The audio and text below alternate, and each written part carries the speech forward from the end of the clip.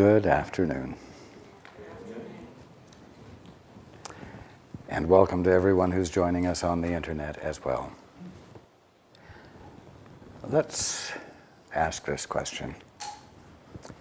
What is the purpose of being?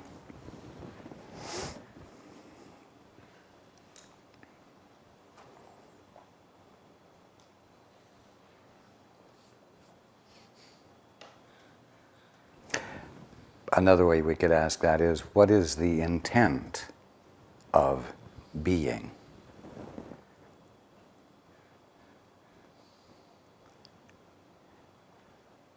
Or what is being, the state of being, determined to be?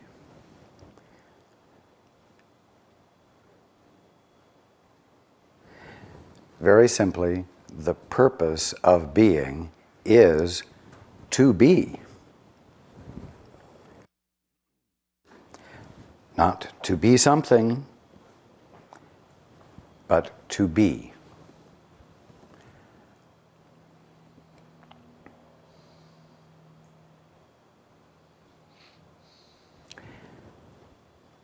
The intent to be is the meaning of the word will.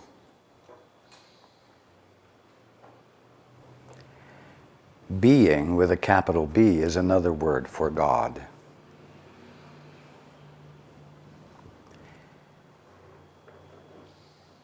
Now, what is being determined to be? Itself, and nothing else. That's why being is a state of singularity.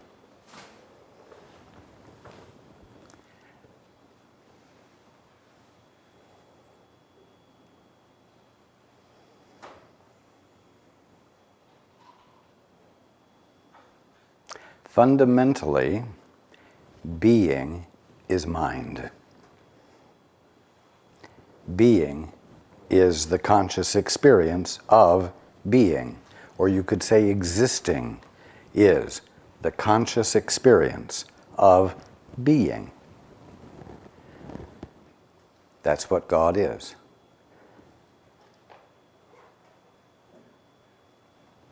Infinite mind in the act of being aware of itself, observing the movements and characteristics of what mind is.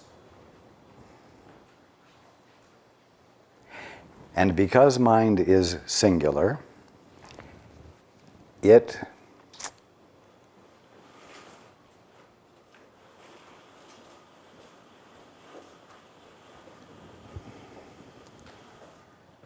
just a moment.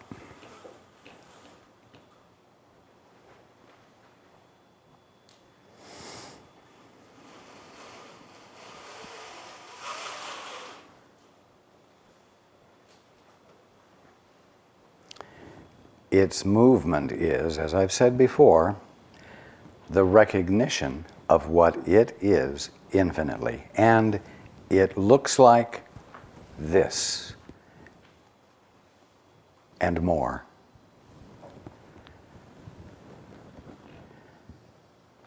The movement of mind is a movement of ideas.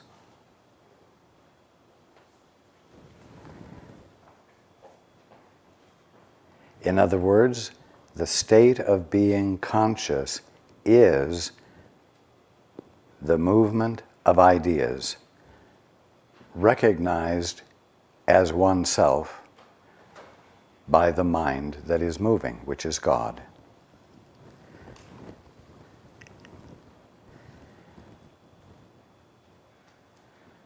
All that God is embodied in every single idea that God is conscious of in the act of recognizing the movement of his being, which is the movement of mind.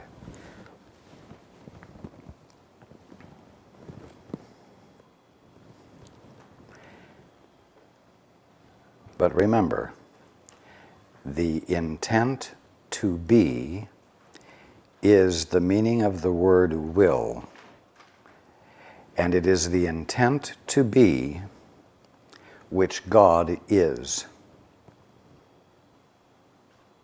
That, for lack of better words, results in the conscious experience of being. In other words, creation.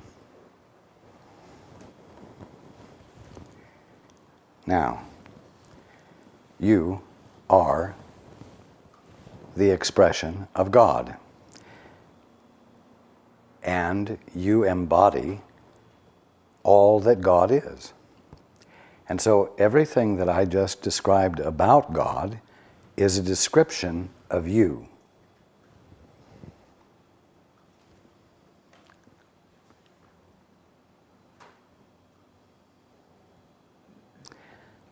Now I'm saying this because it's very easy to misunderstand the meaning of the word will.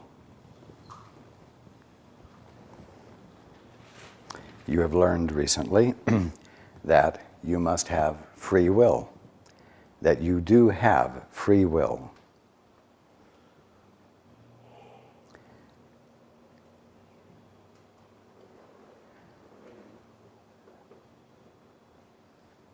And you think you do have free will, and you do think that you have always been exercising it, and that you have even been developing greater skill at exercising free will.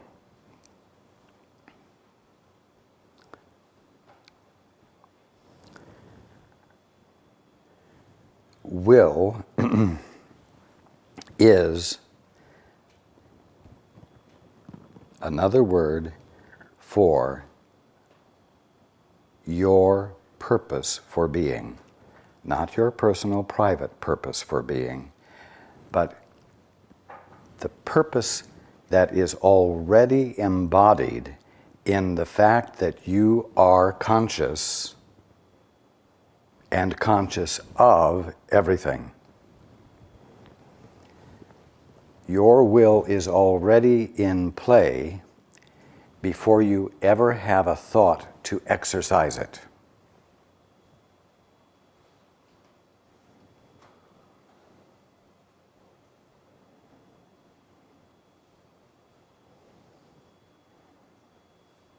The only reason the words free will exist to express something is because in the process of your getting a divorce from your father and deciding to be independent, an independent authorizer, an independent asserter of authority, you moved into a private, separated sense of self, separated from the fundamental state of being that is your natural state of being. And you didn't then begin to express free will, you began to express self-will. And there is a difference. You began to express a will that was representing this independent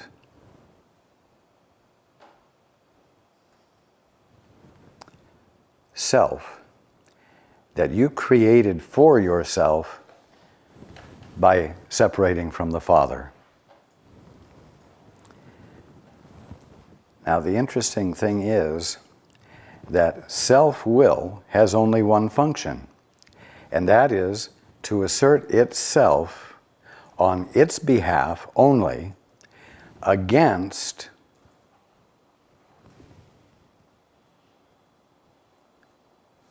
that which it just got a divorce from.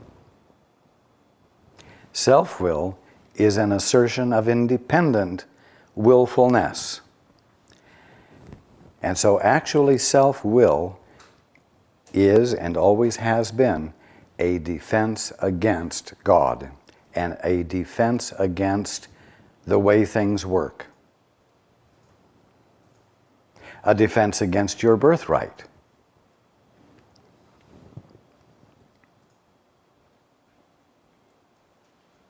And it has become a constant act that has kept you so far permanently unconscious of your birthright and permanently unable to cooperate with and flow with the purpose of being, the kingdom of heaven, reality.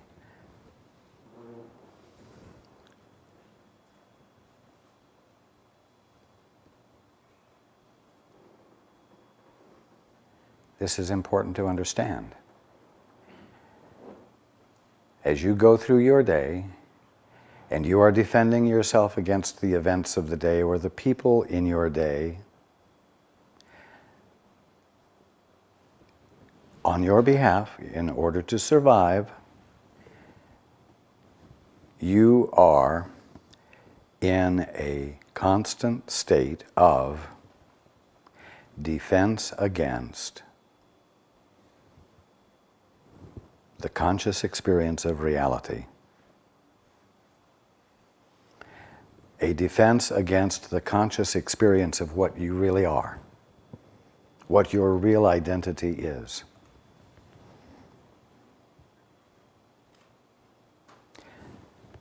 You don't have a will.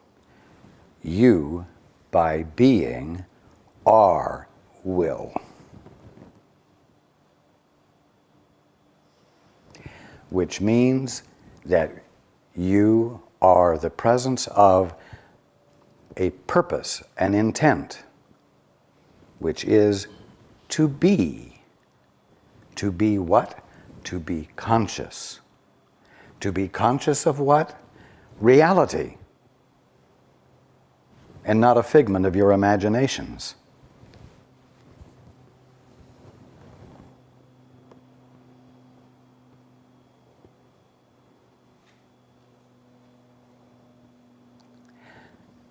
So, keep this in mind,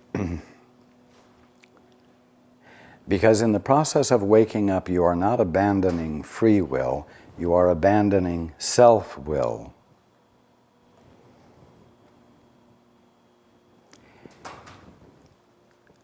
Do you see that if you are practicing self-will, which is a denial of what you truly are, and a denial of the Father, which is the source of your being,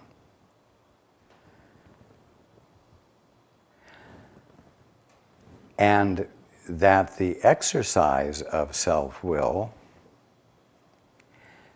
keeps you unconscious of what your real will is, then your self-will is not a practice of free will. Your will is not free.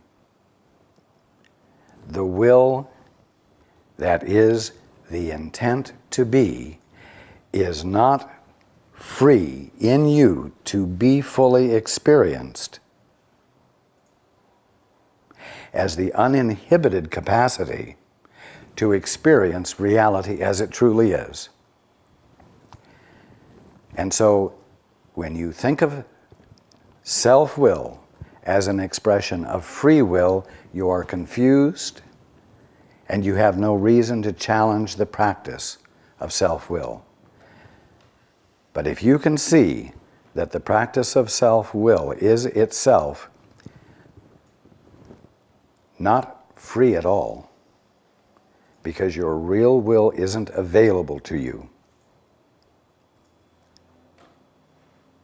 then you will have justification for beginning to invalidate it and look beyond it to discover your will, which is inseparable and not different from the Father's will. They are one.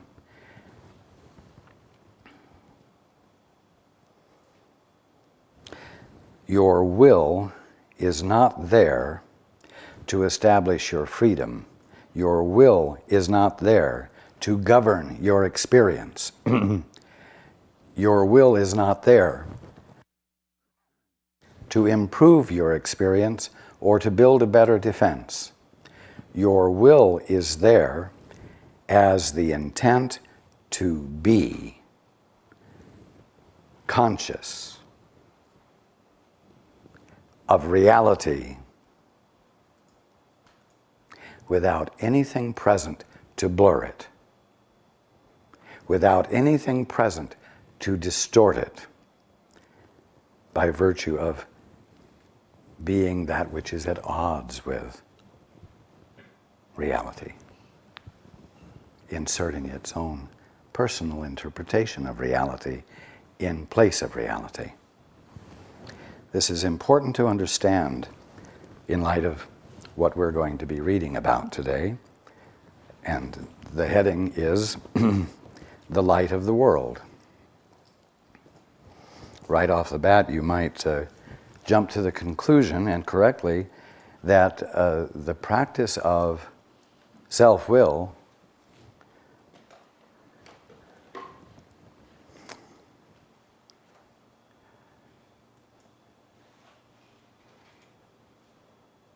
dims your light.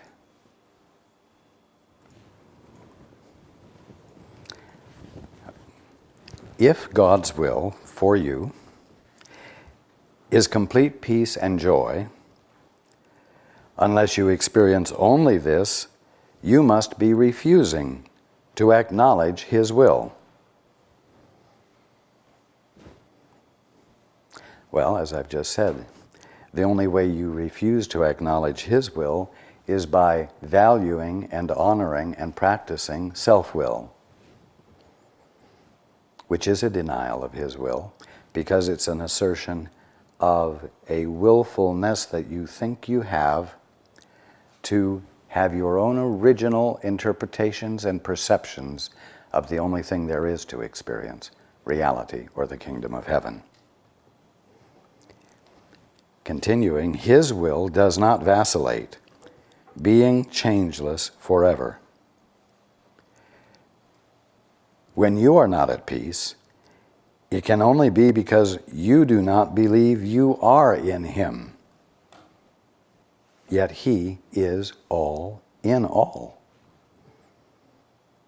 His peace is complete, and you must be included in it. His laws govern you because they govern everything. You cannot exempt yourself from His laws, although you can disobey them. Well, how do you disobey them? By having your own point of view and saying, I prefer this point of view to yours, Father. Yet if you do disobey them, and only if you do, you will feel lonely and helpless because you are denying yourself everything.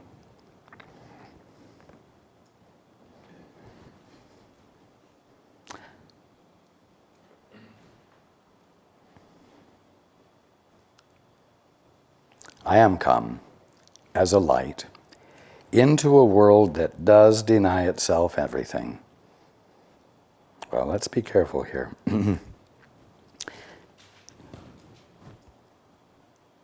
For a clearer understanding of that statement, it could read, I am come as a light into a mind that does deny itself everything. I am come as a light into a frame of mind that does deny itself everything. I am come as a light into a set of perceptions that cause reality not to be seen as it is.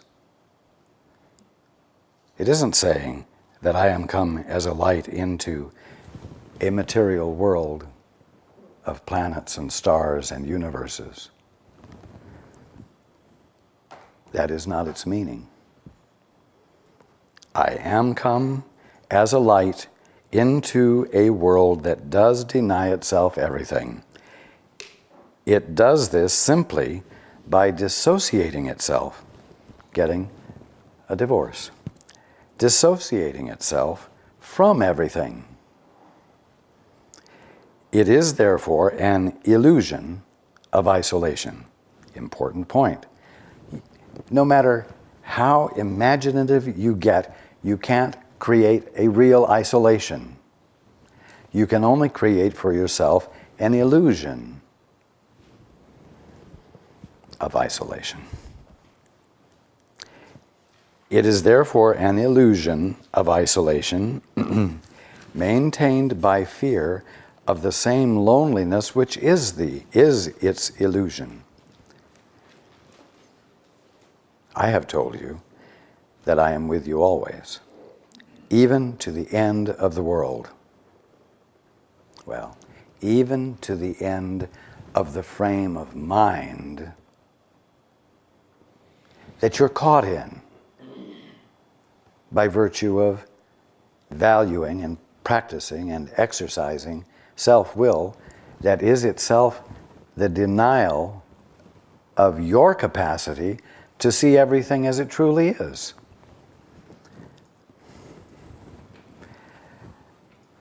I have told you that I am with you always, even to the end of the world, in quotes, that you made up, unquote. You see? If I am with you in the loneliness of the world, the loneliness is gone. You cannot maintain the illusion of loneliness if you are not alone. My purpose then is to overcome the world. In the book, it's followed by a period.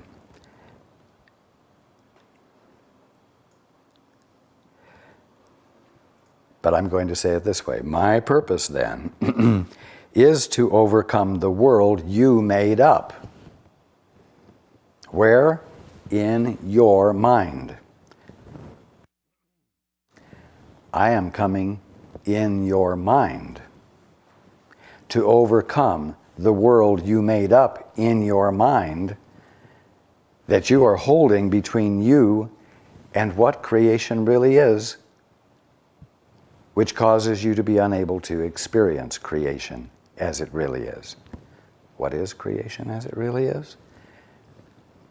It's the visibility and tangibility, or the conscious experience of the will of God, the purpose of being, successfully being.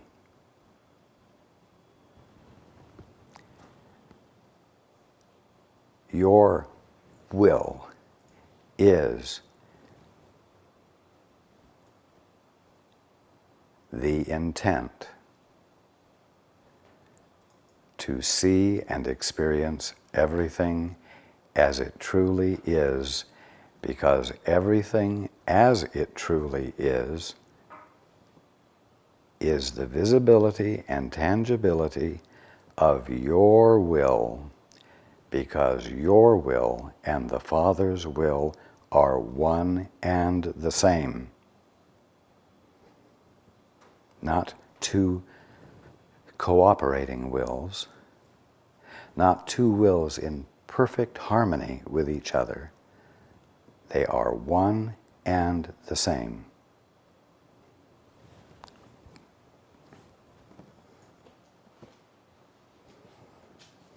Again, my purpose then is to overcome the world.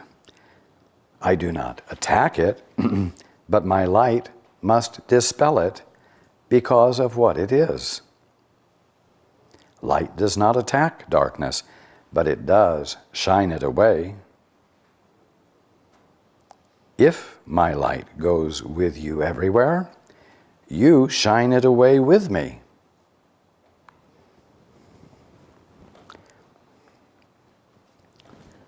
Well, as you know, we've been talking, it seems like, for ages about breaking your isolation. And that the way for you to break your isolation is to be willing to say help, to reach beyond the boundary of your self-will, and to reach beyond the boundary of your limited definition of yourself, to reach beyond the limits of the capacity you have said you have, and which you insist on functioning within.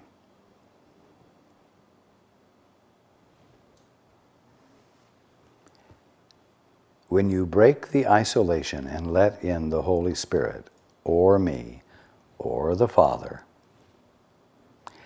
you have joined. No matter how tentatively, you've done it.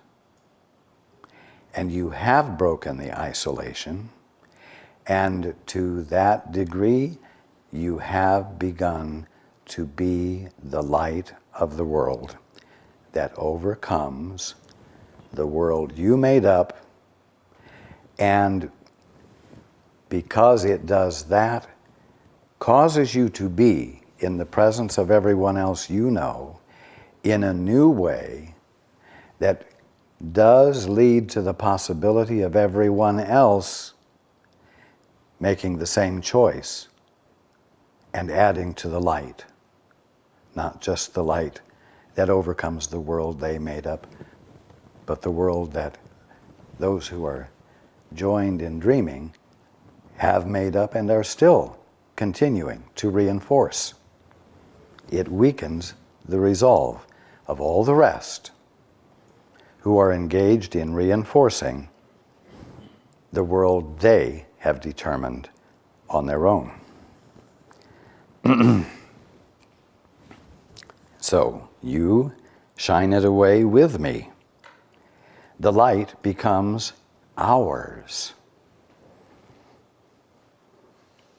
And you cannot abide in darkness any more than darkness can abide wherever you go.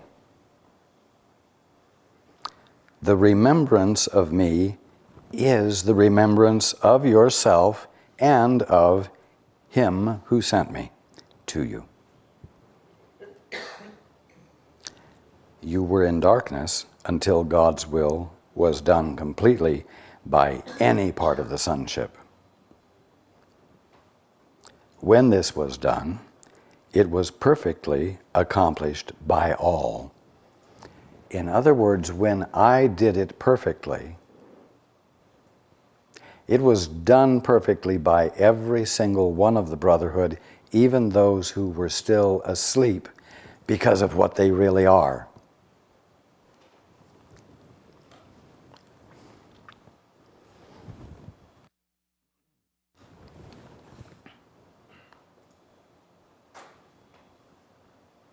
And what they really are is the will of God,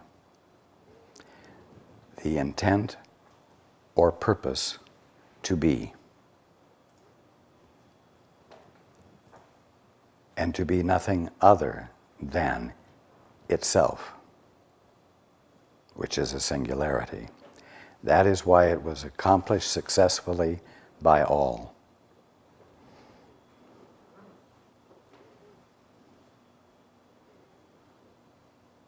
Continuing, how else could it be perfectly accomplished? My mission was simply to unite the will of the sonship with the will of the Father by what? Being aware of the Father's will myself.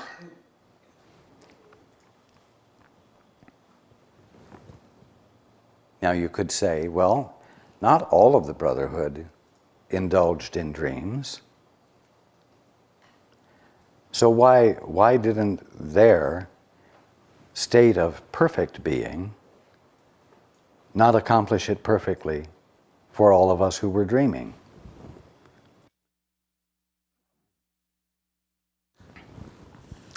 The reason is that